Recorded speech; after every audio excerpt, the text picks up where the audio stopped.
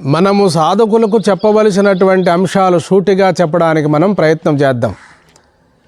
మంత్రయోగము, లయయోగము, హఠయోగము, రాజయోగం అనే ఈ 4 యోగాలు కూడా సనాతన కాలం నుండి మన భారతావనిలో ఆచరిస్తూ సిద్ధి పొంది మహిమలను ప్రదర్శించి ముక్తిని కూడా పొందారు అనేటువంటి ఆర్యోక్తి. అయితే ఉపనిషత్తుల ప్రబోధే ఏనాటికైనా మానవుడు తెలుసుకొని తరించవలసిన ఏకైకమైనటువంటి మార్గం. యోగ శాస్త్రాలన్నీ కూడా పరిమితమైనటువంటివి, ఎంతో శ్రమతో కూడుకున్నటువంటివి, ఎంతో ప్రయాసతో కూడుకున్నటువంటివి. సమయపాలన, ఆహార నియమము లేకపోతే యోగశుద్ధి కలగదు.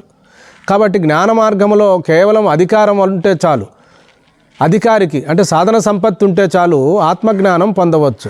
ప్రజ్ఞానం బ్రహ్మ, అహం బ్రహ్మాస్మి, తత్వమసి, అయమాత్మ బ్రహ్మ అనే మహావాక్యముల యొక్క అంతరార్థాన్ని సద్గురువుల ద్వారా తెలుసుకొని శ్రవణం చేసే సమకాలంలోనే ఇంత శ్రమ పడకుండా బ్రహ్మానుభవాన్ని, బ్రహ్మ సాక్షాత్కార జ్ఞానాన్ని పొందగలరని జగద్గురు శంకరాచార్యులు వారు తమ ప్రస్థానత్రయ భాష్యములో వేద ప్రామాణికముగా బోధ చేశారు.